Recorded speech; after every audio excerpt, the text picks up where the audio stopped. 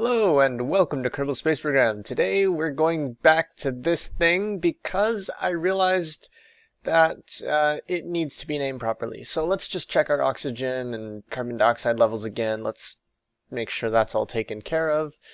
And let's see, we're low on monopropellant a little bit, but it'll be alright.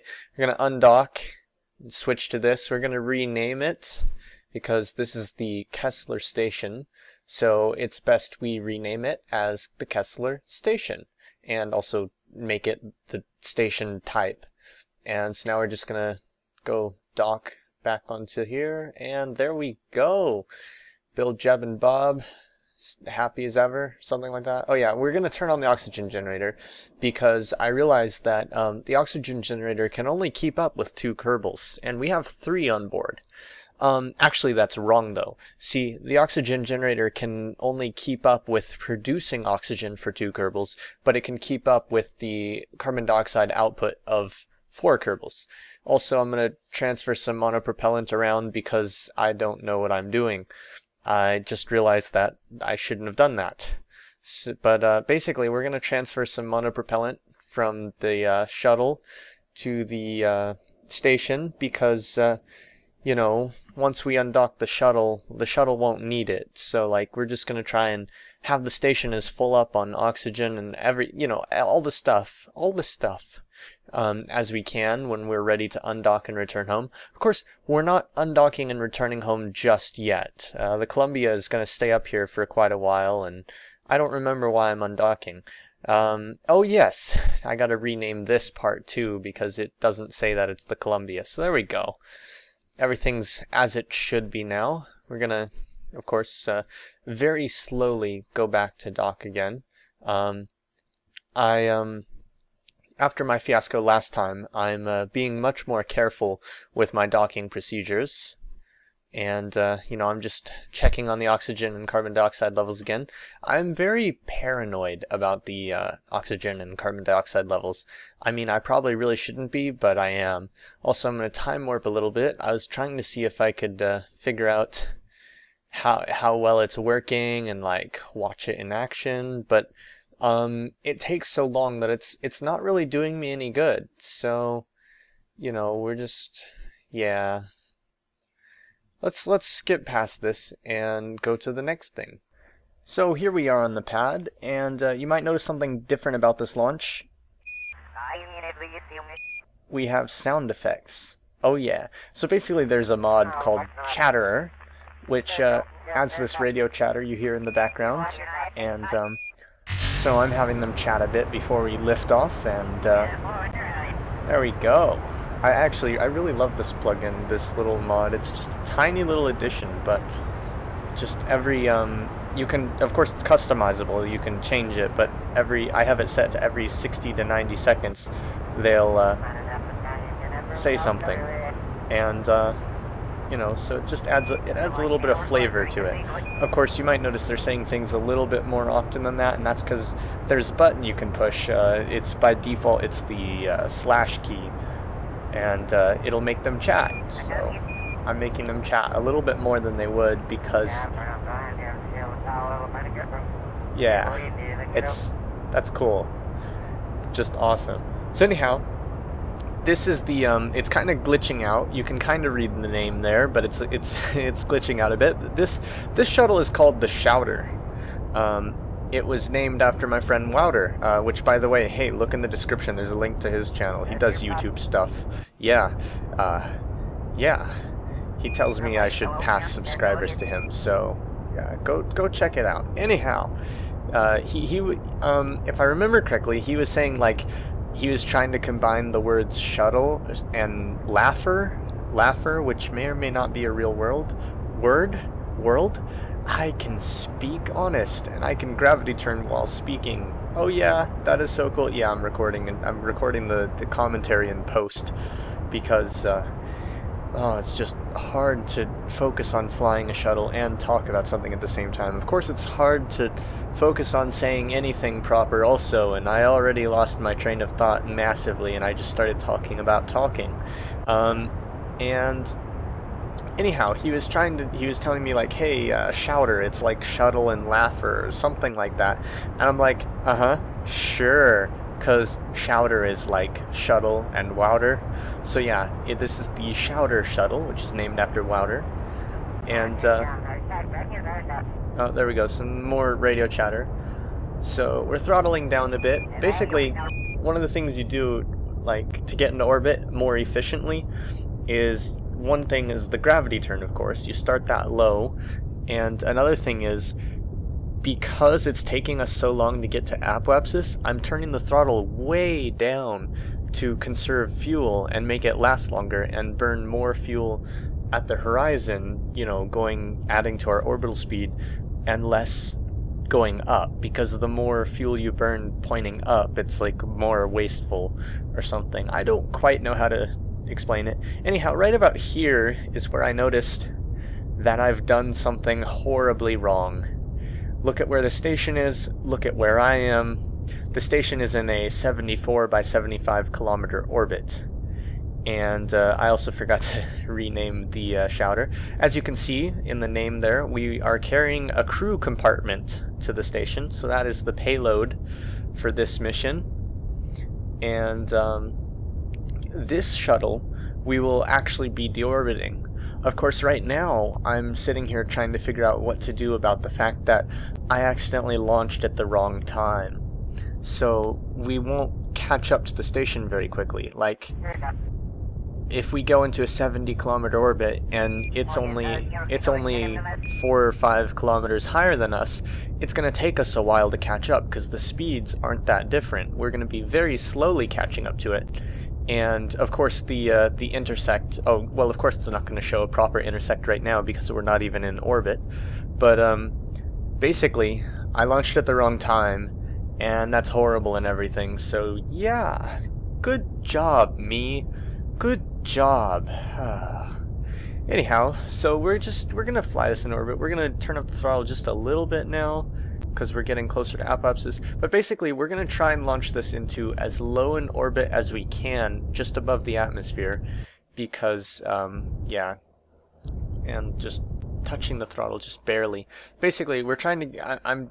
The reason I'm just barely touching the throttle like that is I'm trying to keep this at 70 kilometers, like as low as I can, because we need to catch up to the station as quickly as we can. Because if I remember correctly, we only have 8 days of oxygen aboard. Actually, wait, no. With the payload is carrying an oxygen tank with 1,000 units of oxygen. 1,000 units of oxygen lasts for 41 days unless you have a recycler. And so we do have a bit of time. Okay, let's couple those. And why are we spinning? Oh my god, we're spinning. Everything exploded. Is the shuttle okay? I don't know if the shuttle's okay. So I'm freaking out a little bit. It's spinning.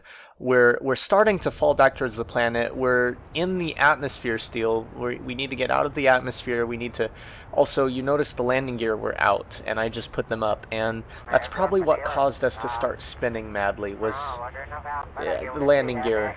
And so we're probably okay, but there is a slight problem that we're on a suborbital trajectory, and we're also taking our apoapsis up higher than we meant to, and gaining more speed than we meant to, and basically things are not going as planned. So here I am. I'm trying to burn up as much as I can to try and go higher up and stop falling and raise my periapsis without raising my apoapsis too much, and it's generally not being a good day.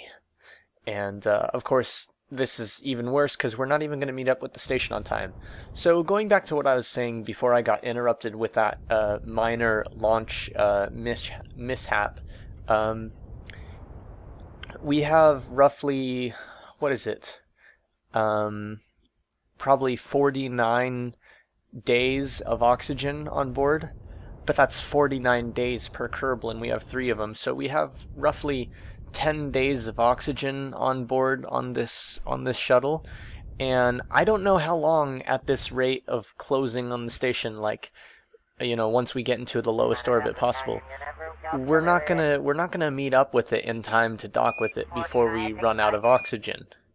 And of course, also at the same time, it's going to start running low on oxygen in that same amount of time.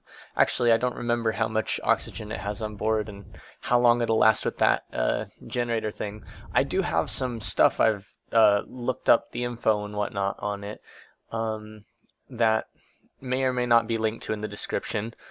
Depends on whether I've gotten it taken care of. Chances are when you're seeing this, I haven't gotten it yet. But by the time I make the next video, I will have that stuff ready.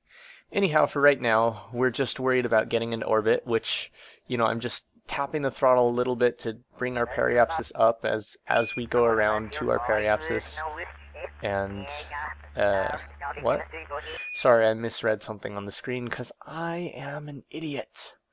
But anyhow, wow, that's a lot of debris from our stages that brought us up here, isn't it?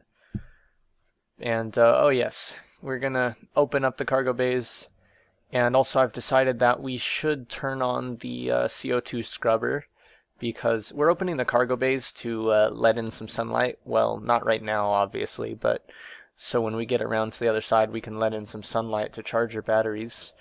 And we're gonna turn on the CO2 scrubber because we need to scrub out some CO2, since we're going to have to use the built-in life support systems for a while before we can dock with the station. In fact, docking with the station is going to be kind of a strange thing, considering we can't actually dock to it, because it only has one big docking port on it. Oh yes, so we're gonna go ahead and fix the inclination of our orbit to match the station's, even though that's kind of pointless right now because we're not going to catch up to it for a long while, and also because we're not even in orbit yet. We're still on a suborbital trajectory. Very close to orbital, but still suborbital until I give it a little more kick. But I just felt like lining up our inclination anyhow. And so we're locked in place. We're gonna... I'm not sure. I think we should start burning a little sooner than the spot where we're supposed to burn. And we should burn upwards a little bit too if we can, so that we hopefully get more orbit out of this burn. That line didn't quite make sense, but what I mean is that we're on a suborbital trajectory still, so we need to get that trajectory orbital, because, you know, you want to be in orbit when you're in orbit. What? You know what? I'm bad at speak. Anyhow, here goes nothing. Oh yeah. Oh, we passed it and everything. Let's see, our node, -1 degree. No, wait, let's look at our true node now. 0 degrees. Brilliant. Okay. Also, the audio may be slightly desynced, my commentary, to what's actually happening. Sorry if it is. I'll try and record the next one with live commentary because that's better anyhow, but also because cheese muffins are... Oh, there went our debris. Our debris just disappeared because it hit the atmosphere and exploded or whatever. Anyhow, we're going to periapsis. I think this is periapsis. No, is this periapsis or apoapsis? I don't know. Anyhow, we're doing orbital maneuvers and I don't remember what. I think this is apoapsis. Yeah, this is apoapsis, and we have to raise the other side. We have to raise our periapsis, because our periapsis is, I think, at 40 kilometers? 47, I think that was. I can't actually read it the way I'm recording this. Whoops. But yeah, so there we go. We're raising it. It's still not quite high enough, so we're kind of having to risk burning too hard, and just got to get it up. And there we go. We're in an orbit. The problem is, as you can see, our orbit being only a couple kilometers lower than the other orbit, it means it's going to take us a long time to catch up. So, how are we going to do this? We could boost into a higher orbit with the station and then catch up, or we could boost into a higher orbit with this and then catch up, or and I'm not quite sure how to do this. And I'm also kind of worried about how much delta V we have and stuff like that. Like just how high can we take all this stuff? So what we're going to do is we're going to launch a third shuttle into orbit, And this one is going to be carrying a unique payload that's partially a test, partially actually going to be useful for something. But we're going to launch a third. What did I just do? Oh yes, we're deactivating these RCS ports because I realized after designing these two shuttles, the Columbia and the Shouter, that those RCS ports on the wings actually hurt us more than they help us. So we're going to disable those on the Shouter. And I need to remember to disable them on the Columbia, but I forgot about it in the process of doing this stuff because, you know, I'm brilliant like that. Anyhow, here we are in orbit. And now for the next part of this mission. So here is our new shuttle, the Clancy Charger. This is a prototype shuttle that we're working on. This one doubles the thrust, adds a second docking port, one of the smaller ones too, so we can use it more. And it's about the same weight. Actually, I think it might be a slightly heavier, maybe slightly lighter, and it doesn't have those extra RCS ports on the top of the wing. As you can see, this one had the same problem with the launch, despite me remembering to put the landing gear up this time. Also, unfortunately, my recording cut out very shortly into this mission, so you won't get to see the cool bits. Sorry. Anyhow, thanks for watching, etc., etc. See you in space.